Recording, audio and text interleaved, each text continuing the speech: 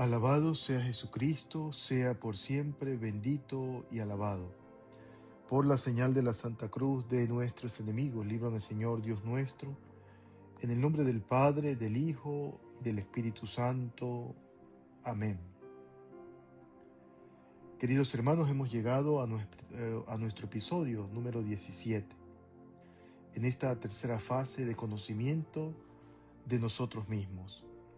Por eso hoy, con un espíritu cristiano, adentrándonos cada vez más en esta bella devoción del corazón de Jesús, rezamos la oración de San Agustín que dice: Señor Jesús, que me conozca y que te conozca, que no desee otra cosa sino a ti, que odie a mi ego y te ame a ti, que todo lo haga siempre por ti, que me humille a mí y te exalte a ti, que no piense en nada más que en ti, que muera a mí mismo para vivir en ti, que acepte todo como venido de ti, que renuncie a mí para seguirte a ti, que huya de mí y me refugie en ti, para que merezca ser defendido por ti, que me tema a mí y tema ofenderte a ti, para poder ser contado entre tus elegidos, que desconfíe de mí y ponga solo mi confianza en ti,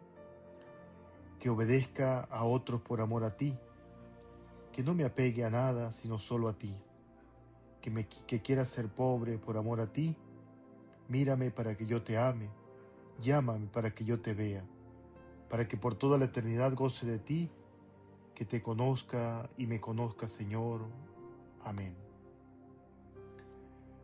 Queridos hermanos, que la gracia y la paz del corazón que más ha amado a la humanidad, el corazón de Jesús, esté con cada uno de ustedes. En esta primera parte de nuestro episodio de hoy seguimos transitando la senda de conocernos a nosotros mismos. El mundo, el demonio y la carne han desdibujado nuestra verdadera identidad de hijos de Dios hasta confundirse con el ego, el falso yo que es egoísta, que solo vive para satisfacer su deseo de recibir, para así olvidándose de Dios y del prójimo, y que nos hace creer que nos bastamos a nosotros mismos. Para llegar a esa tan ansiada cardiomorfosis, que en definitiva es el procedimiento quirúrgico, espiritual, que queremos lograr durante este camino de preparación. Yo coloco esta significativa o tal vez sencilla imagen metafórica. Es como cuando nosotros nos preparamos para una intervención quirúrgica de alguna parte de nuestro miembro, de nuestro cuerpo, de nuestros órganos. Siempre hay exámenes previos, siempre hay análisis, siempre hay tratamientos, incluso algunos para mejorar nuestras condiciones y poder llegar al quirófano de una manera satisfactoria y poder tener una mejor calidad de vida. De eso se trata este proceso, queridos hermanos. Para llegar a esa ansiada cardiomorfosis, estamos siguiendo toda una serie de camino, de dosis, de medicamentos, de terapias para nuestra transformación del corazón. Por eso es preciso realizar primero un proceso de cardionosis, que no es cardiomorfosis. Cardionosis, es decir, adentrarnos en el autoconocimiento del corazón. Los griegos llamaron cardionosis al don de conocer el corazón, un término compuesto por las palabras griegas cardia, que significa corazón, y gnosis, que significa conocimientos. La cardionosis. Palabras como diagnóstico o diagnosis derivan de esta misma raíz griega, cuyo significado primordial alude a la capacidad de discernir, de distinguir o de reconocer.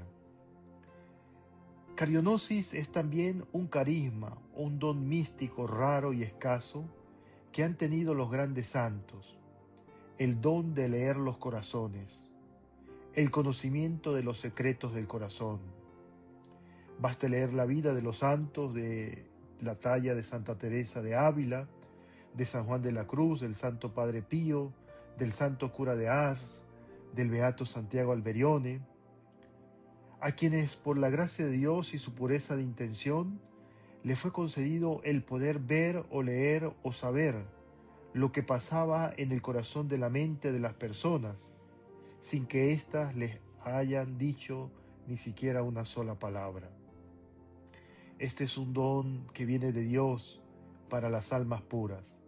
Para conocer las intenciones, a veces también se sufre cuando se conoce y se tiene esta gracia, este don de Dios, que no es del ser humano, sino es una gracia de Dios, porque incluso las malas intenciones que se tienen contra uno logra conocerlas y verlas. Pero en nuestro caso, hacer el proceso de cardionosis consiste en poder hacer una lectura de lo que hay en nuestro propio corazón, hasta llegar a captar intuitivamente sus secretos, acercándonos el máximo posible a comprender las ocultas profundidades de aquello que no somos conscientes, para poder conocernos a sí mismo bien y en profundidad. Llegar a conocer nuestro corazón no es tanto el resultado de un proceso reflexivo o introspectivo, sino el fruto de la gracia divina, a la que estamos abriéndole el espacio para que trabaje en nuestras almas. Ya lo dijo mi padre San Pablo, el apóstol San Pablo: el hombre espiritual juzga todas las cosas. 1 Corintios capítulo 2, versículo 15. Y en otro pasaje continúa diciendo: el espíritu lo escudriña todo, hasta las profundidades de Dios. 1 Corintios capítulo 2, versículo 10. De esto se puede deducir que si en verdad queremos ser personas espirituales, solo con la ayuda de la luz sobrenatural o por las pistas que el Señor nos va dando en la oración, solo así podremos conocer el origen de nuestros pensamientos y el fondo de nuestros corazones. Es aquí, queridos hermanos, donde puede ayudarnos un buen director o acompañante espiritual, que si se lo pedimos a Dios, Él nos lo concede. La tarea fundamental de todo buen director espiritual es penetrar en lo interior de los corazones de sus dirigidos, para saber qué hay en ellos y cómo puede conducirlos hacia Dios. Porque toda nuestra tarea y nuestro trabajo espiritual no tiene otro objetivo, queridos hermanos, que llevarnos a Dios. En una de sus obras maestras, La subida al Monte Carmelo, el gran místico San Juan de la Cruz nos enseña que las personas que progresan en la perfección reciben comúnmente iluminaciones o conocimiento sobre presentes y ausentes cosas. Por eso estos días que transitamos la vía del autoconocimiento, debemos pedirle al Señor que nos regale la virtud de la cardionosis, junto con una buena medida de la luz interior de Cristo, para que podamos ver verdaderamente lo que hay en el fondo de nuestras almas: inclinaciones, cualidades, pensamientos, palabras, movimientos, conductas, emociones. Él, que es rico y generoso en sus dones, tantos naturales como sobrenaturales, nos lo concederá, queridos hermanos, si se lo pedimos. Porque este camino de preparación a la consagración a Jesús no es algo, una pincelada, un pañito de agua tibia, esconder allí un poco la basurita que tenemos. Tenemos que abrirnos al corazón de Jesús para poder llegar limpios, sanos, y poder hacer ese proceso de cardiomorfosis con nuestro acto de consagración. Porque de nada sirve que tomemos un texto de consagración al corazón de Jesús, vayamos un día con euforia, que nos sintamos eufóricos, nos paremos delante de la imagen del Sagrado Corazón de Jesús, del Santísimo, y hagamos una oración. Sin duda alguna que Dios tiene el control de todo, pero de lo que se trata aquí, queridos hermanos, es ya no ser iguales. Por eso es necesario que iniciemos este proceso de cardionosis, que en una palabra, ya lo he dicho a ustedes, tienes conocimiento y tiene corazón. El conocimiento del corazón, eso es lo que significa. Adentrémonos en nosotros mismos y conozcamos nuestro corazón. Todavía estoy lleno de rencor, de rabia, de incertidumbre, de falta de fe, de falta de esperanza. Todavía sigo en los mismos hábitos. Todavía los malos pensamientos inundan mi mente. Todavía estoy pendiente más de los demás que de mí mismo. Todavía estoy ahondando, caminando, transitando por el pecado. Aun cuando soy consciente, estoy allí metido. Ese es el proceso de cardionosis. Que te conozca y que me conozca, Señor, como lo hemos venido rezando todos estos días en esta bella oración de San Agustín. ¿Alguna vez has ido a un río tranquilo, a un arroyo, a un lago, a una fuente y has visto tu rostro reflejado en el agua? Esta es una referencia implícita a la autocardionosis que encontramos en la Biblia, en el libro de Proverbios capítulo 27, versículo 19. Así como el agua se refleja el rostro, así el corazón del hombre revela al hombre. Ya dijimos al principio que la palabra corazón en la Biblia a veces equivale a la mente, aludiendo el asiento interior, la personalidad del individuo y no solo sus emociones. A mí me llama poderosamente la atención, a veces los retiros en nuestra iglesia católica se suelen dar movimientos que yo no digo que no son una moción del Espíritu Santo, pero sí, hay que tener mucho cuidado. Movimientos espirituales, apostólicos, y entonces vamos y en un retiro de 1 de 2 días movemos todas las entrañas de la persona y sacamos y ya estamos convertidos de un día para otro. No estoy diciendo que no, sucede y el Espíritu mueve donde quiere y como quiere, pero la auténtica doctrina católica, las más bellas, las más santas devociones, como esta del corazón de Jesús, por ejemplo, es un proceso, queridos hermanos, porque no se trata solamente de conocer el corazón y saber qué hay ahí en él, se trata de erradicar de una vez y para siempre las malas inclinaciones, las pasiones, los sentimientos, de santificar la mente, de conocernos nosotros, de ser mejores personas, mejores cristianos, mejores católicos, mejor padre. Y cuando digo, por ejemplo, mejor católico, mejor cristiano, es que aprendamos a confiar en Dios aún en los momentos de dificultad. Porque cuando nos alcanzan las dificultades, queridos hermanos, es allí donde sabemos de qué estamos hechos. Si confiamos plenamente en que Dios lo hará todo, o por el contrario, hemos venido creyendo en nuestras fuerzas y en nuestras capacidades humanas.